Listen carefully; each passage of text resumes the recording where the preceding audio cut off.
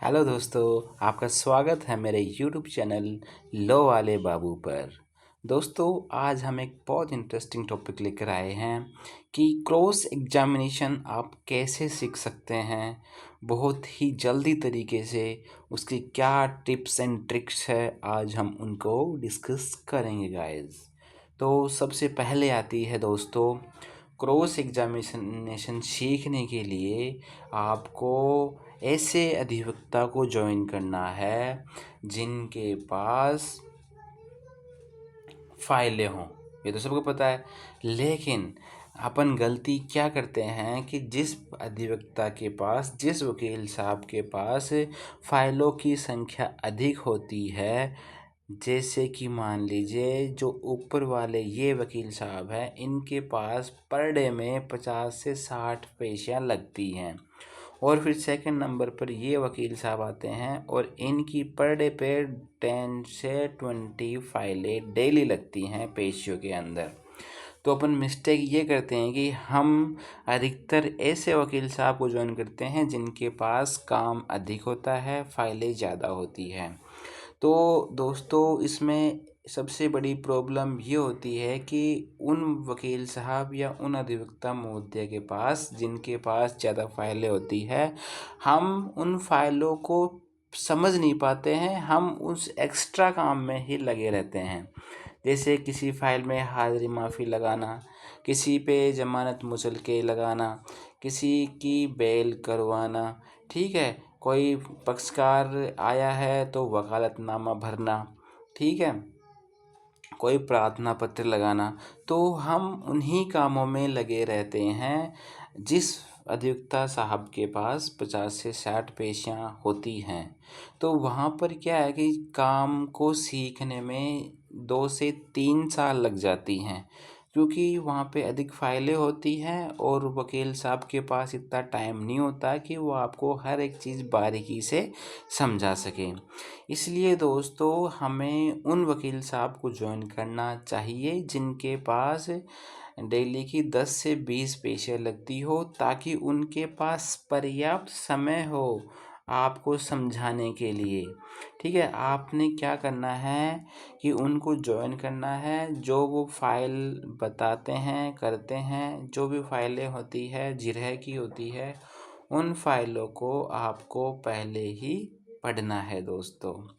तो सबसे पहले ट्रिक तो ये हो गई कि आपको जिन अधिवक्ता महोदय के पास फाइलें कम होती है उनको ज्वाइन करें, ताकि आप जल्द से जल्द काम सीख सकें। फिर बात करते हैं सेकंड नंबर ट्रिक की।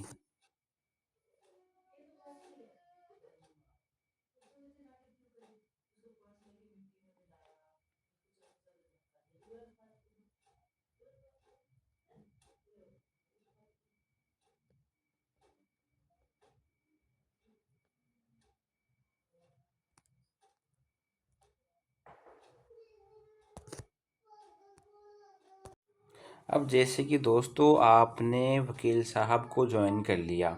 अब जैसे मान लीजिए आज की जो फाइलें हैं या जो आगामी जो कल की जो फाइलें होती है उनको आज हमें तैयार करना होता है। तो सबसे पहले जिन फाइलों में जिरह है, बयान गवाह है, साक्ष्य हैं, उन फाइलों को आपको पढ़ना है। उन फाइलों को पढ़कर रात्रि के अंदर आपको कम से कम उस फाइलों में से 50 से 60 क्वेश्चन आपको अपने मन से बनाने हैं फाइल को पूरी पढ़ने के बाद। ठीक है, उस पे जो भी क्वेश्चंस बन सकते हैं उस बयान पे या साक्ष्य पे, चाहे वो आयु की हो, चाहे वो डॉक्टर की हो, चाहे वो चश्मदीद गवाह की हो, चाहे वो नक्शा मौका के गवाह की हो, वो आपको इस तरह से पूरी फाइल को पढ़ने के बाद 50 से 60 क्वेश्चन एक पेपर पर लिखने हैं और फिर याद करने हैं। ठीक है, फिर देखते हैं ट्रिक नंबर 3। अब दोस्तों, आपने क्वेश्चन तैयार कर लिए, तो आपने 50% तैयार कर लिए। अब अगले दिन जो आपके बॉस हैं, जो आपके अधिवक्ता हैं, वो उस गवाह के साथ जिरह करेंगे। तो आपको उन्हीं के पास खड़े रहना है और जो आपके जो क्वेश्चंस हैं वही आपको निकाल लेने हैं।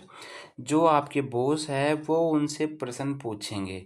तो उन्होंने क्या करा, उन्होंने 40 प्रश्न तो पूछ लिए आपके जो लिस्ट में थे वो।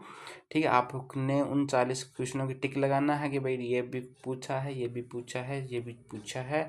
10 क्वेश्चन नहीं पूछे। फिर आप क्या सोचेंगे, आप ये सोचेंगे कि अरे यार यार 10 क्वेश्चन तो पूछे नहीं इन्होंने, मैं होता तो मैं 10 भी पूछता। ठीक है, मैं अपने बॉस से अच्छी जगह कर लेता। तो दोस्तों वो 10 क्वेश्चन नहीं पूछने का रीज़न ये है कि जो ये 10 क्वेश्चन है ना, ये आपको फंसा सकते थे। जो आपका अभियुक्त जहाँ बरी होने वाला था वहाँ उसको सज़ा तय हो सकती थी। इसलिए जो आपके बॉस अधिवक्ता हैं उन्होंने ये 10 प्रश्न नहीं पूछे। आई बात समझ में? फिर अंतिम टिप्स आती है दोस्तों, जब आपके जो सरकारी अधिवक्ता हैं एपीपी साहब हैं, जब वो चीफ लिखाते हैं गवाह से, ठीक है, तो आपको उस चीफ में से ही क्वेश्चन पूछने हैं। ठीक है, आपको आपका उद्देश्य ये होना चाहिए कि जो पीछे जो बयान गवाह हुए हैं वो उन सब को जो इंटरलिंक नहीं करना है, वो उन सब के बयानों को अलग अलग साबित करना है। जो पीछे वाला गवाह बोल के गया है उसको झूठा साबित करना है। तो आपको ऐसे क्वेश्चन पूछने हैं जो उन बयानों का विरोधाभास पैदा करता हो, मतलब हर बयान अलग अलग बात बोलता हो। इससे क्या होता है, इससे जो मामला होता है उसमें डाउट पैदा होता है, और डाउट्स पैदा होने से जो जजमेंट आने वाला होता है, जो आपका अभियुक्त होता है, वो बरी होने की संभावना ज़्यादा होती है। ठीक है, तो इसमें एक लास्ट टिप्स ये भी है दोस्तों कि आपको है ना हमेशा जब चीफ या जीरो होती है ना, तो आपको हमेशा मौजूद रहना है वहाँ पे। ठीक है, जो चीफ और जो जीरा होती है वहाँ पर आपको मौजूद होना है। और जब वो पीपी साहब फाइल देख देख के लिखाते हैं ना, तो उसका आपको ऑब्जेक्शन करना चाहिए कि श्रीमान जी ये पूरी पत्रावली देख कर ही एज इट इज़ लिखवा रहे हैं। तो आपको उसका ऑब्जेक्शन करना है। ठीक है, और वहाँ पे मौजूद रहना है और साथ में अभियुक्त को भी रखना है ताकि जो गवाह है वो कोई झूठ नहीं बोल पाए। ठीक है, गवाह उस बात को काट दे। और बीच बीच में आपको गवाह से बातें करते भी रहना चाहिए कि भाई ये बात जो बोल रहा है वो सही बोल रहा है, गलत बोल रहा है। या फिर जो और कोई क्वेश्चंस आपके मन में नहीं आ रहे हों तो आप अभियुक्त से पूछ सकते हैं कि भैया तुम्हारे मन में और कोई क्वेश्चन है तो तुम बता दो, वो इनसे पूछ लेते हैं। ठीक है दोस्तों, तो इस वीडियो में यहीं तक, यहाँ तक बने रहने के लिए thank you so much. Video पसंद आई तो प्लीज़ लाइक और चैनल को सब्सक्राइब जरूर कर लीजिएगा। Thank you so much.